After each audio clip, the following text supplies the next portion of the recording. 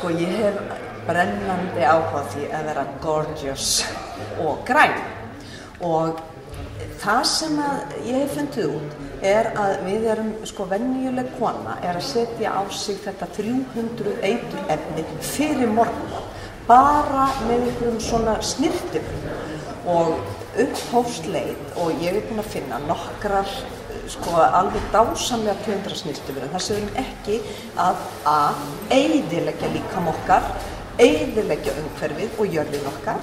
Og til dæmis bara þetta vera agalega brons og lekkera, þá þjóðir ofsalega framal í þessu, þá hérna til dæmis háskavinnu minn og það fjölmargar aðra tegundir og þetta fæst víða núna, og bara það að leita og finna snyrtiförum sem ekki til dæmis með rottueitri. Vissu þið það? Að fullt af augskuggategundir með arsenik í. Ég vil ekki setja það á mig. Ég vil fá að vita hvað í þessu. Lesiði innihalslýsingar, ef þið get ekki borðað fram, ekki kaupa það. Verið gorgeous og grænar.